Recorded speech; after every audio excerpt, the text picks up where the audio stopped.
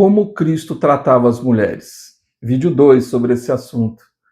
E nós estamos falando aqui do Evangelho em Ação, que é essa série que você assiste aqui no Ajustando as Velas comigo. Eu me chamo Eduardo Tomazini e quero conversar um pouquinho mais sobre esse assunto que eu acho que é tão importante, por isso que eu fiz em 2 vídeos, né? Se você não assistiu o primeiro vídeo, assiste.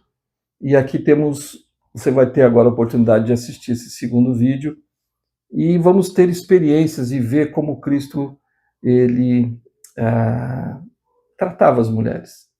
Como as mulheres são importantes, elas não têm um papel secundário, elas não são coadjuvantes, nós estamos juntos no mesmo patamar, nós somos parceiros iguais, né? Então, isso que a gente precisa entender. Mas as mulheres, ainda por sermos parceiros iguais,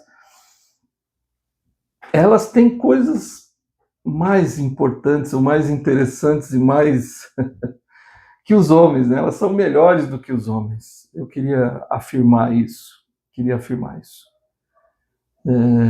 Essa semana a gente está vendo aí o Vem e Segue-me dessa semana, e que Eva come do fruto na queda de Adão e Eva. E se ela não tivesse comido, Adão ia ficar para sempre lá. A gente estaria até hoje aguardando na vida pré-mortal para poder nascer, porque o Adão não quis comer do fruto.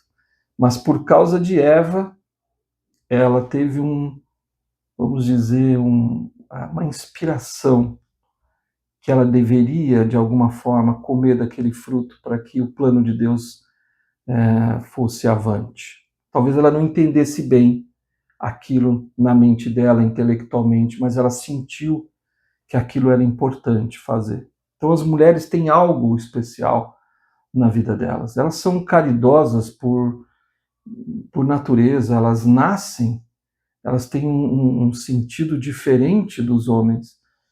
Então, é isso que eu queria falar para você hoje, né? Você que está me assistindo. Seja homem ou mulher, né?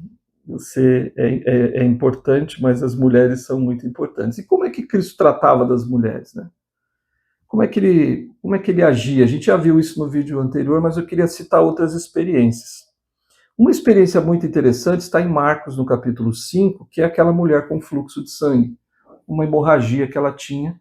Essa mulher sofria por 12 anos e com fluxo de sangue. Ela procurou médicos e por 19 anos, se não me engano, por 12, né? Por 12 anos ela tinha fluxo de sangue, e ela ia em médicos e gastou todo o dinheiro que ela tinha, não tinha mais nada, não tinha mais nenhuma solução, aquilo não parava, e ela tinha muita perda de sangue. E essa é uma questão muito complicada para aquela época, porque quando a mulher tinha fluxo de sangue, para o judaísmo, né, para a religião judaica, aquela mulher era impura. Então ninguém podia tocar nela, ela tinha problemas sociais gigantescos, ela tinha por causa disso. Então ela sofria bastante. Mas, apesar de tudo isso, e ela soube a respeito de Cristo, que ele curava as pessoas, e ela ficou sabendo, ela provavelmente foi ensinada sobre Cristo, enfim.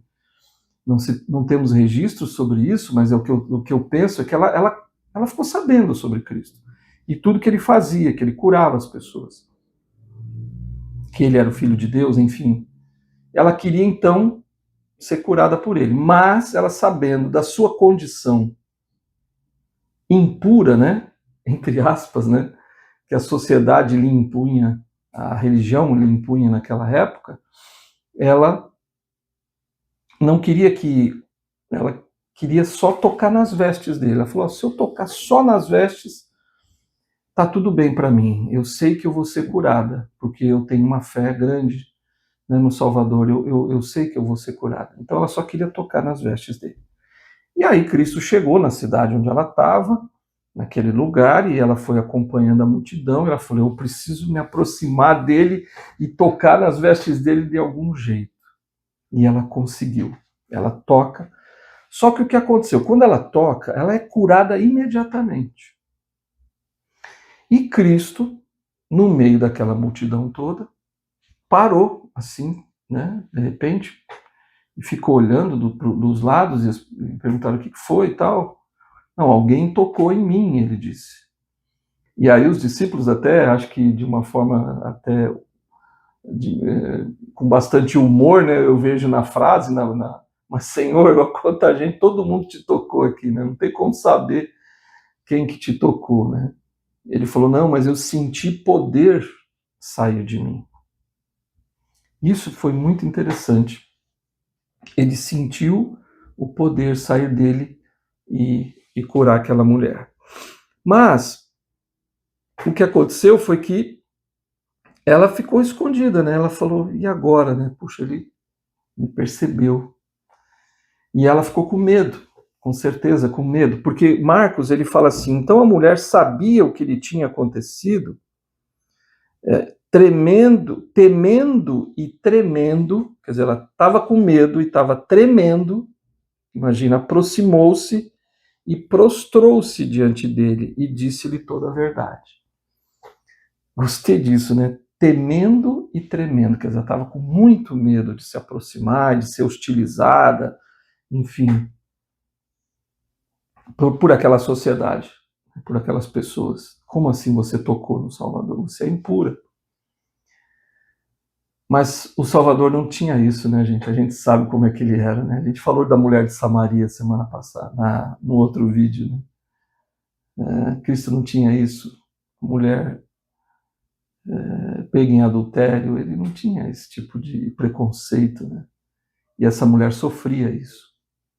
E aí então ela se prostrou, né? Ela mesmo com medo, mesmo tremendo, ela se prostrou diante dele e disse, né? Contou para ele tudo que tinha acontecido. Falou: eu te toquei, eu tenho passado por isso, isso, isso. E eu pensei, bom, só de te tocar eu vou ser curada. E contou para ele tudo.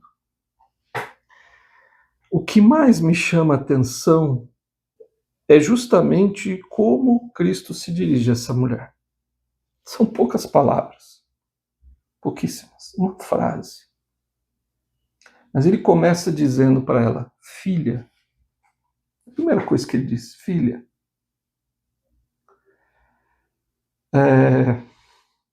Imagina ela naquela hora, né? Puxa, ele não vai me hostilizar, né? Ele não vai me recriminar pelo que eu fiz. Ele chamou ela de filha. Filha, a tua fé te salvou. Vai em paz e ser curada deste mal. Uma simples frase que demonstra um amor profundo e extremo por aquela mulher. Por mais que ela tenha, né, se fosse impura para aquelas pessoas que talvez estivessem ali, e com certeza tinham vários líderes judeus ali em volta querendo pegar Cristo em alguma coisa, talvez essa foi mais uma que eles queriam, né, colocaram lá nos registros dele para incriminar o Salvador. Ele não viu nenhum problema. Eu até acredito, não fala aqui, né, na Escritura, que ele deva, a gente até assiste o vídeo da igreja mostrando isso, que ele se aproxima dela e talvez enxuga as lágrimas dela. Ele não estava preocupado com a situação dela. Ela era uma mulher de fé e ele respeitou muito isso. Ele foi muito amoroso com ela. E é assim que devemos ser sempre com as mulheres. E temos uma outra experiência fantástica, que é em João, no capítulo 20, que a primeira pessoa que viu Cristo ressurreto foi Maria Madalena. Foi uma mulher. E eu fiquei pensando, né, por quê? Né? Por que uma mulher? Por que ela? Né? Que mulher fantástica era Maria Madalena. Provavelmente ela passou por muitos problemas na vida dela, mas ela seguiu o Salvador. Quando ela se converteu, ela ficou com ele o tempo todo e ela era uma mulher muito fiel. E aí quando Cristo morreu, o corpo dele foi levado para o sepulcro, ela e outras mulheres cuidaram do corpo dele, e aí depois foi fechado o sepulcro. E depois ela voltou lá no domingo, né, para ver o Senhor. E quando ela chegou lá, a pedra, né, do sepulcro estava aberta e ela não encontrou o corpo. Ela ficou chorando. Levaram meu Senhor. E aí 2 anjos estavam ali, né, e falaram: mulher, por que choras? A quem buscas? Quem está procurando? Ela falou: levaram meu Senhor.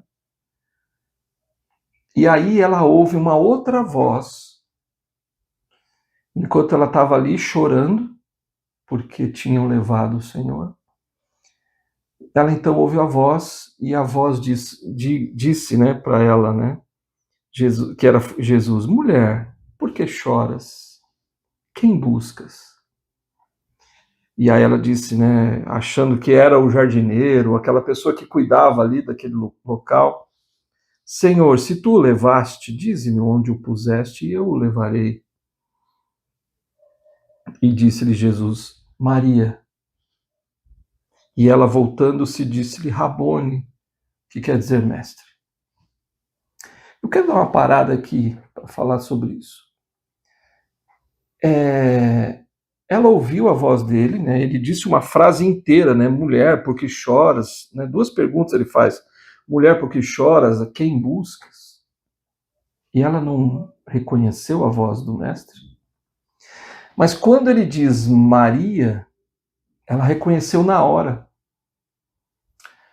Por quê? Porque muitas vezes ele chamou o nome dela, e talvez de uma forma carinhosa, de uma forma amável, de uma forma...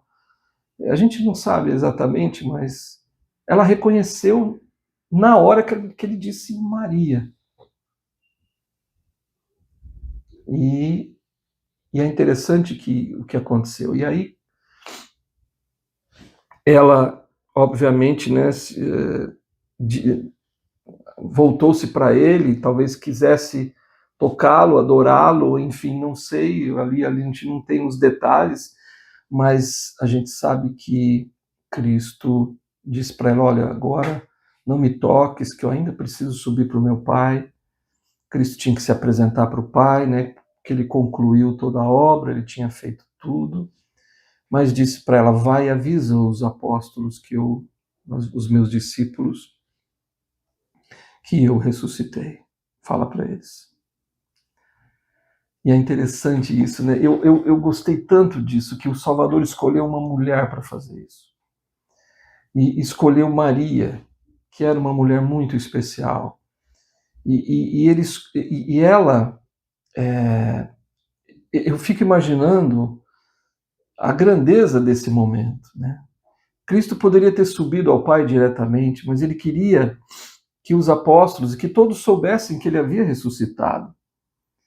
Mas ele queria falar isso para alguém específico, porque alguém foi lá procurá-lo, foi só ela que foi. Nenhum dos seus discípulos tinham ido lá, mas ela foi, preocupada com ele. No domingo de manhãzinha, foi lá e foi ver o Senhor. E ela o encontrou vivo e ressurreto. E ela pôde então testificar aos discípulos que ele havia ressuscitado. Talvez eles não acreditaram muito nela naquela hora, mas foi o que realmente aconteceu. E aí então, o que eu quero mostrar aqui é o tratamento do Salvador com aquela mulher. Como ele amava, como ele cuidava, como ele tinha respeito, como ele honrava as mulheres. Tanto é que ele escolheu uma mulher para que o visse primeiro. E eu já falei no outro vídeo da mulher de Samaria, Cristo escolheu uma mulher primeiro para dizer que ele era o Filho de Deus antes de falar para o mundo. Seus discípulos sabiam, né? Ele já tinha falado que ele era o Filho de Deus. Mas, antes de falar para o mundo todo, a partir daquele momento, quando ele encontra a mulher de Samaria, a partir daquele momento, ele poderia... Chegou o momento de falar para o mundo que ele era o Cristo. Mas ele escolheu uma mulher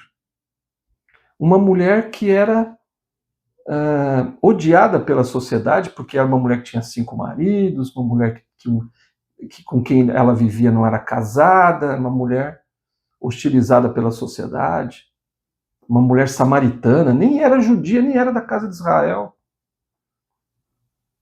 O mesmo aconteceu agora. Então ele falou primeiro para uma mulher que ele era o Filho de Deus, antes de falar para o mundo. E depois ele escolhe uma mulher para vê-lo ressurreto. A primeira pessoa que viu foi uma mulher, escolhida pela sua retidão, pelo seu amor, pela sua fé no Salvador. E aí então ela foi e contou para eles, e depois a gente sabe da história de tudo que aconteceu. Eu quero relatar um outro fato muito importante, que é quando Cristo está na cruz, ele está ali, ele está crucificado, está sofrendo todas aquelas dores, e ele está preocupado. Preocupado com quem? Com a mãe dele. Eu fico imaginando a mãe, Maria, olhando para o seu filho sendo crucificado, o sofrimento que ele estava tendo, as dores que ele estava sentindo, e ela chorando, sofrendo ali junto naquela hora, vendo o seu filho. Não só como filho dela mesmo, né? Mas como filho de Deus. Quer dizer, é muita coisa para aquela mulher naquele momento, era muito sofrimento para ela. Mas ele se preocupou com ela. E ela disse para apontando não, né? Mas não dava para apontar, obviamente, naquela hora. Mas se dirigindo a João, falou: olha aí o teu filho. João é o teu filho agora. E João, essa aí é a tua mãe. Cuida dela. Porque João era um homem que Cristo tinha, assim, muita proximidade, né? João, por isso que era conhecido como João amado, né? Porque Cristo tinha um amor muito grande por João. Eles eram muito próximos. Então ele pediu para que João cuidasse de Maria. Preocupado com a mãe. Então, olha o tratamento, né, que Cristo tinha com as mulheres.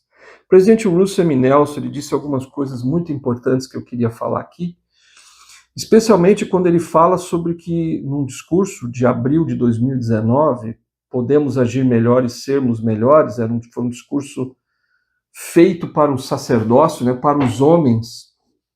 Então ele diz o seguinte: outra maneira de agirmos melhor e sermos melhores é honrando as mulheres de nossa vida. Começando com nossa esposa e nossas filhas, nossa mãe e nossas irmãs. Gostei disso, honrando as mulheres da nossa vida. Irmãos, seu dever primordial como portador do sacerdócio é amar e cuidar de sua esposa. Olha, eu vou repetir. Seu dever primordial como portador do sacerdócio. Olha só. Então, qual é a primeira coisa que você tem que... Qual é o seu principal dever? Amar e cuidar da sua esposa. Tornem-se um com ela. Sejam companheiros dela. Ajudem-na a querer ser sua esposa. Isso é forte. Isso é um tapa, né? Cara de todos os homens, todo portador de sacerdócio. É maravilhoso isso que ele está dizendo. Ele está dizendo, ajudem-na a querer ser sua esposa. Pense nisso. Nenhuma outra atividade na vida deve ter prioridade sobre a edificação de um relacionamento eterno com ela. Nada na televisão, no celular ou no computador é mais importante do que o bem-estar dela. Façam uma análise de como vocês têm despendido seu tempo e onde estão gastando suas energias. Isso mostrará onde está o seu coração. Orem para que o seu coração esteja em sintonia com o coração de sua esposa. Procurem fazê-la feliz. Busquem seu conselho e a ouçam. Os conselhos dela vão melhorar suas ações. Muito legal isso. Se vocês precisam se arrepender por causa da maneira como têm tratado as mulheres à sua volta, façam-no agora. Olha isso. Eu vou repetir, porque é muito importante essa frase. Se vocês precisam se arrepender por causa da maneira como têm tratado as mulheres à sua volta, ele não está falando só da esposa, ele está falando de todas as mulheres à sua volta. Se você precisa se arrepender da maneira como você tem tratado, façam-no agora. E lembre-se de que é sua responsabilidade ajudar as mulheres de sua vida a receber as bênçãos advindas da obediência à lei da castidade estabelecida pelo Senhor.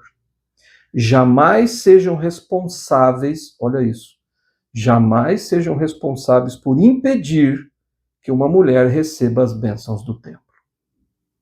É fantástico. Ele está colocando sobre nós, sobre os homens, a responsabilidade da obediência à lei da castidade. Isso é muito sério, que a gente precisa pensar muito, nós os homens. Eu queria terminar ainda num outro discurso que ele fez,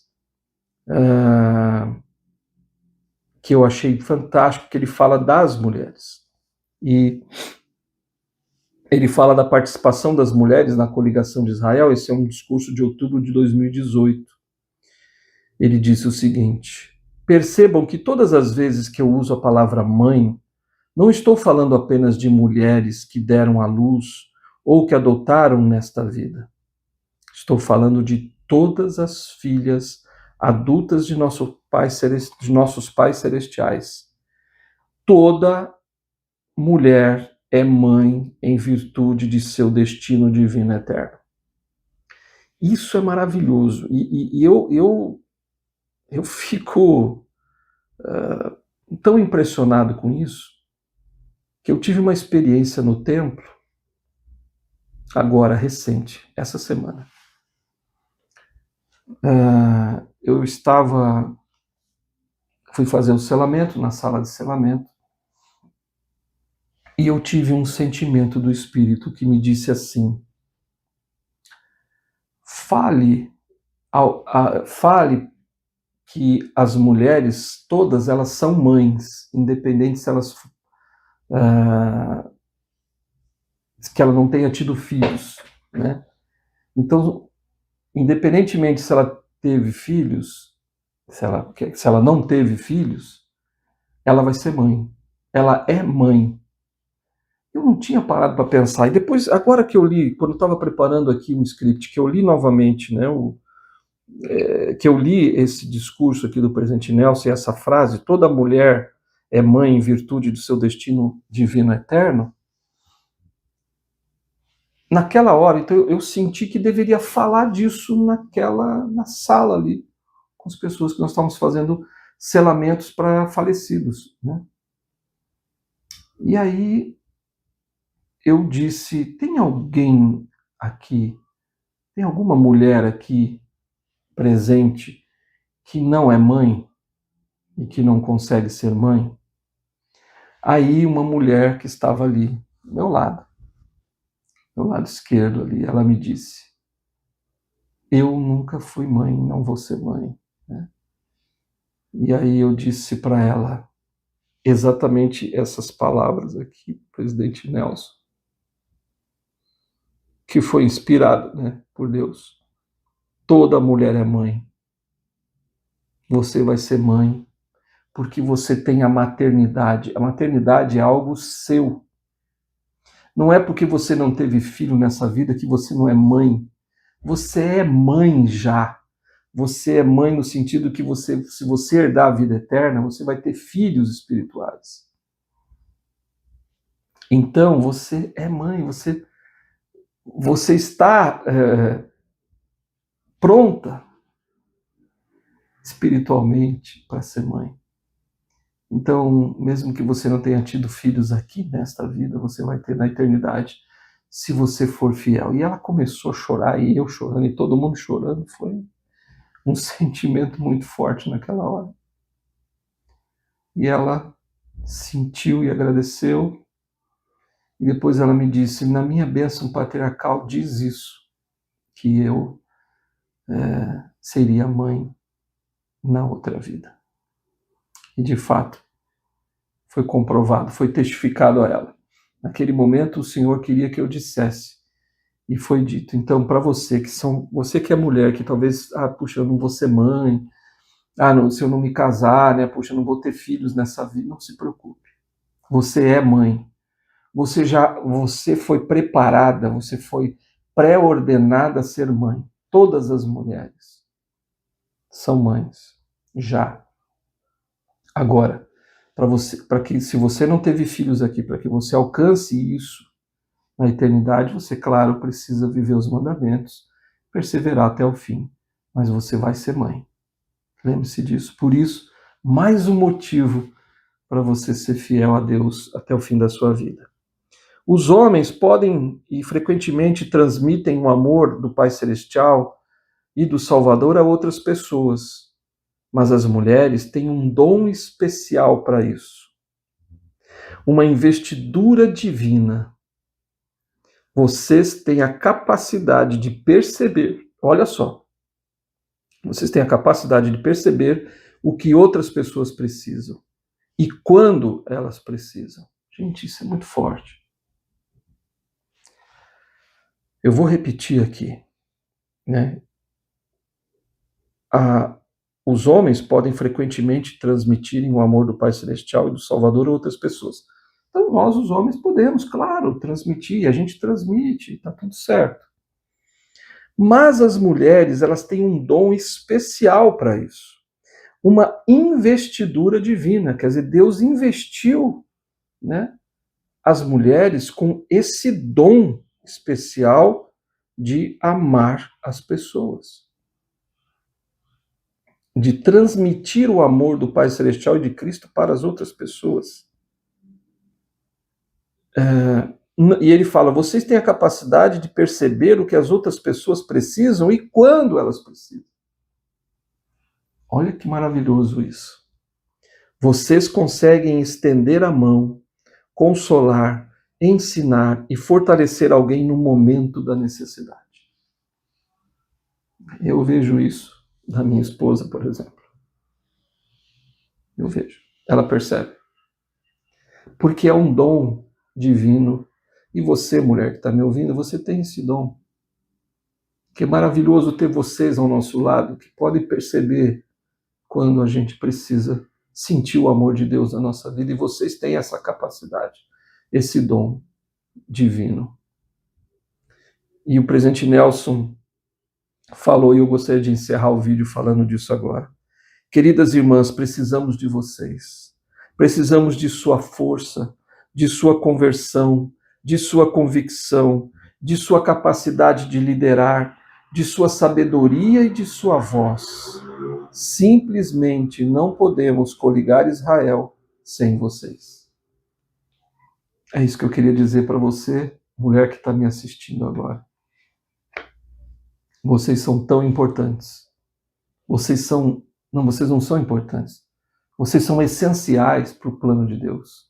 Vocês são essenciais para a salvação da humanidade. Sem vocês não seria possível o plano de Deus seguir em frente.